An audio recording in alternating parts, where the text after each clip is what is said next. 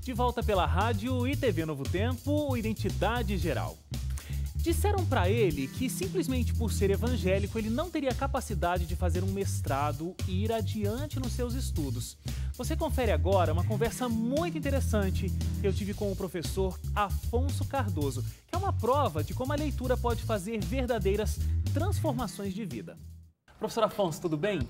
Tudo bem, tranquilo. Professor, a gente, lendo aqui um pouco sobre o senhor, a gente descobriu que o senhor nasceu no Piauí. Sim. Um dos estados que é conhecido como um dos mais pobres que a gente tem no Brasil, né? De fato. Como é que foi a sua infância?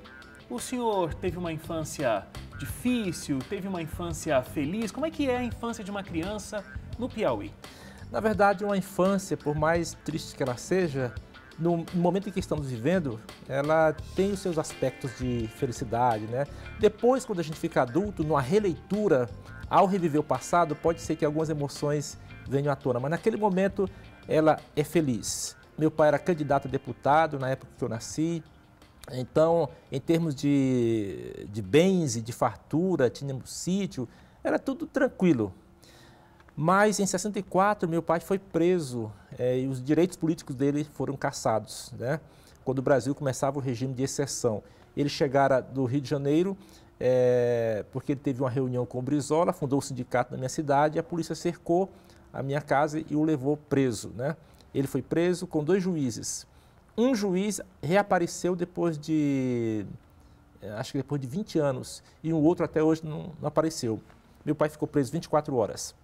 Dali para frente, então, a nossa vida teve um revés, né? Então, e ao mesmo tempo, o nosso sítio pegou fogo, que sustentava a família. Então, nesse momento, aí nós passamos necessidade, né? Porque até então era uma família que tinha uma boa condição de vida. Boa condição social, cultural, econômica, projeção, né, na cidade pequena. Então, o senhor não veio para São Paulo uma pessoa completamente inculta, que não teve uma educação que conseguiu aprender sobre cultura de um modo geral e aprendeu tudo em São Paulo? Não. Lá em casa, o meu pai, ele era autodidata, né? Por ser metido à política, então nós tínhamos uma estante muito grande lá em casa. Meu pai, ele lia bastante, né? E ao ler o livro, ele colocava na estante e ali a gente podia ler. Esse era um aspecto. O outro aspecto é que ele foi o primeiro morador da cidade a comprar rádio quando chegou o rádio. E havia em casa uns 5 rádios. E o castigo do filho, quando fazia uma coisa errada, era assistir o rádio. Veja só que castigo bom. E um outro aspecto é que, como não há muita fonte de trabalho, de emprego, a gente dedica o tempo à leitura e ao estudo.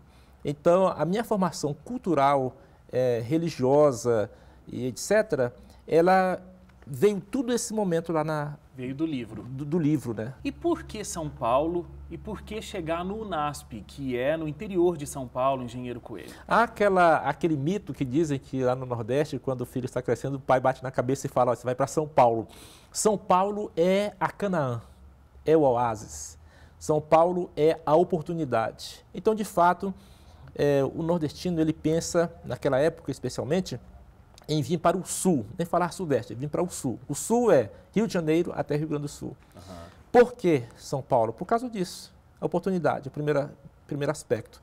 O segundo aspecto é porque eu li na revista Adventista que a igreja havia comprado uma grande fazenda, com 150 mil pés de laranjas, com 30 máquinas agrícolas, com a extensão de terra muito grande. E como eu havia feito na Escola Federal o curso técnico em agropecuária, eu falei, é para lá que eu vou. Eu tinha um irmão que morava aqui em Americana, padeiro, ele entrou em contato aqui, pegou meu currículo e eu vim e comecei a trabalhar aqui na fazenda. Foi fácil essa mudança do Nordeste para São Paulo? Foi fácil chegar aqui? Porque eu sei que o senhor teve que trabalhar muito para conseguir dar conta da vida aqui em São Paulo, né? Sim. Era uma vida extremamente puxada.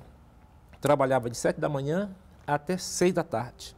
6 da tarde pegava o ônibus, que na época não era como hoje, que tem ar-condicionado, tudo fechadinho. O ônibus que eu ia para a faculdade era, entre aspas, pior do que os hoje que são destinados aos trabalhadores rurais. E aí, no final de semana, eu me dedicava aos estudos da faculdade. Como é que se deixa de ser um estudante da terra para se tornar um estudante das letras? Pois é, no fundo, eu já era estudante das letras, por aquilo que eu falei para você, né? Nós líamos muitos livros, eu li todos os livros de Ellen White, uma escritora adventista, na época, todos que chegaram lá em casa, a coleção completa dela, na minha fase juvenil. Li os romances de Machado de Assis. Então, uma vida de leitura não tinha como ser diferente. Eu acabei indo fazer letras. E foi muito fácil fazer letras. Depois da faculdade, o senhor fez mestrado e doutorado na Unesp em literatura brasileira. Aí foi difícil. Aí foi difícil. Aí foi muito difícil. Então eu fiz um mestrado sobre Guimarães Rosa, analisando um romance, Uma História de Amor. E aí foi difícil, porque há todo um arcabouço teórico que eu não havia tido na graduação. Eu tive que ler o autor em francês, entender a teoria dele, que não era ainda disseminado no país. Então, para mim, o mestrado, de fato, já foi aquilo que seria um doutorado. E eu tive que, e foi mais difícil também, isso aqui é importante, porque na entrevista, a possível orientadora falou assim: puxa, mas você é evangélico, não é evangélico, não tem mente científica, né? E essa frase ficou na minha mente: como é que é evangélico não tem mente científica? E ao terminar o mestrado, a minha tese ficou entre as 10 melhores do ano para ser publicada, né? Então eu fiquei muito feliz por isso. Depois de 2 anos, eu reencontrei algumas professoras do programa e elas me disseram: olha, a sua dissertação está bem citada em outros trabalhos, porque você conseguiu trazer uma linguagem facilitada, mais acessível, as ideias do autor francês. Então, isso para mim foi muito bom, foi muito legal, porque uma mente evangélica, ela tem vantagens, ela vai na frente, porque ela extrapola o método científico, ela tem respostas que outras mentes não têm. Se o mestrado foi difícil, na verdade, em relação ao doutorado, ele foi um passeio, né? Por que difícil? Porque eu resolvi me aventurar na principal obra do autor, Guimarães Rosa, que é Grande Sertão Veredas. Na época, depois que eu ingressei, eu descobri que já havia, sobre esta obra, 2.400 publicações, teses, livros, artigos sobre essa obra. Então, encontrar alguma coisa inédita ia ser difícil. E aí, como achar algo inédito em meio a um autor, uma obra específica de um autor, né? No meio de 2.000 e tantas teses? Eu já estava há 6 meses para defender e não tinha nada inédito. Tudo que a gente tentava descobrir, aí íamos pesquisar, já havia publicação. Mas aí eu falei: Senhor, help me, ajuda-me. Realmente, se eu não achar algo inédito, o que vai acontecer é que tudo vai de água abaixo. Eu vou perder os 3 anos, 4 anos de doutorado.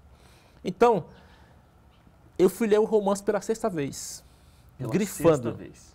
O romance tem 540 páginas, né, de letrinha pequenininha. Eu fui ler pela 6ª vez. E quando eu comecei a ler, eu percebi que alguma coisa saltava do romance. E essa coisa era medo. Ele falava do medo como uma condição humana e como também uma condição de convivência social. Então, a alta crítica não falava sobre isso. Eu fiz, então, um pente fino na alta crítica e disse que a alta crítica faltava avançar mais um pouco. E essa parte, então, de avançar um pouco era a minha parte. Aí eu gritei: eureka! Aí eu fui nos 45 do segundo tempo. Nos 45 do segundo tempo tinha que marcar um gol, né? E a bola agora estava no pênalti, na marca do pênalti. Depois que terminei na defesa, né, que durou 4 horas e meia, a minha orientadora falou: olha, amanhã você esteja aqui, quero falar com você. Eu falei: ok. Então, no outro dia estive lá, ela falou: olha, o que a banca falou, você não precisa atender tudo, praticamente está tudo ok.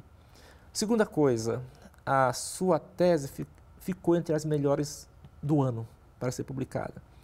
E terceira coisa, você deve publicar a sua tese. Então, eu fiquei muito feliz porque eu consegui, primeiramente, realizar um grande projeto da instituição, a Unesp, onde eu estudei, né, dar uma contribuição para o Departamento de Literatura.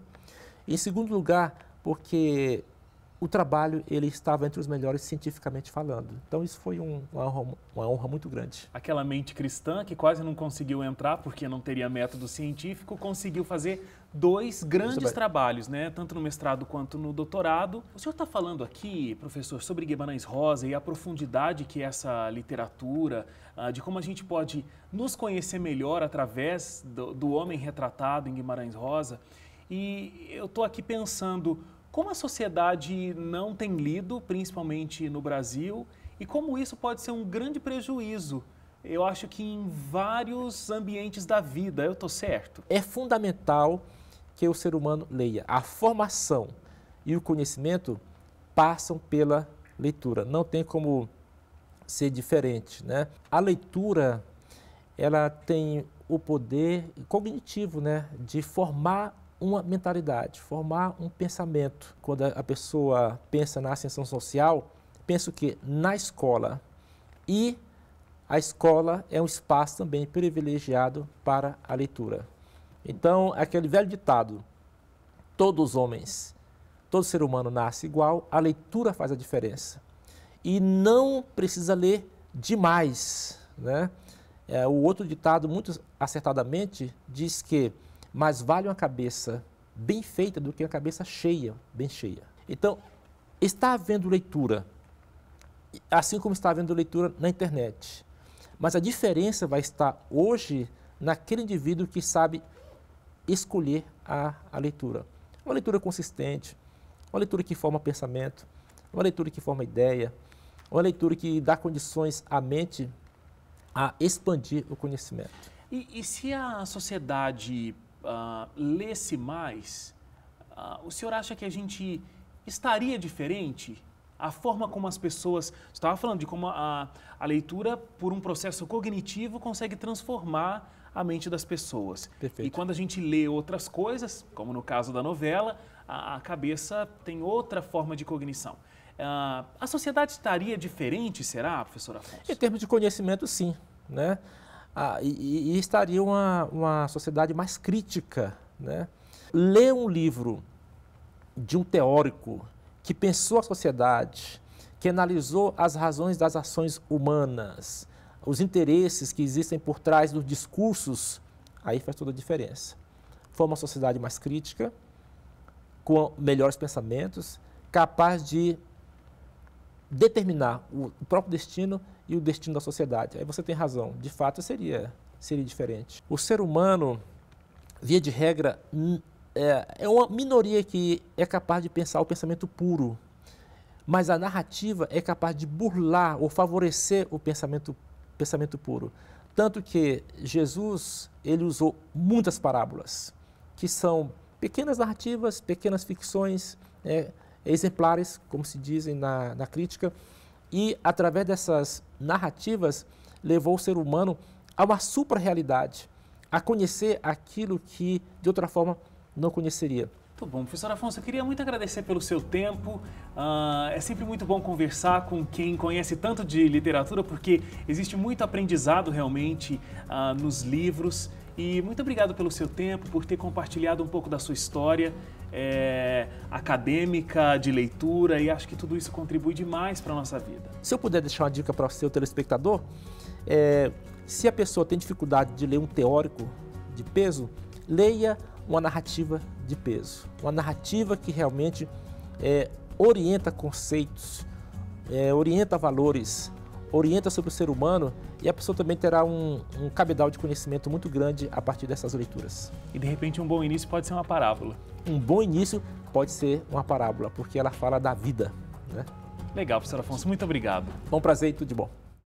Muito obrigado mais uma vez ao professor Afonso. Sabe que o professor Afonso é uma das pessoas mais cultas com quem eu já tive contato cotidiano na minha vida, é um grande exemplo. E vocês viram o que ele disse, né? Leitura. Se a gente quer crescer intelectualmente, a gente precisa aprender a ler e ler coisa boa.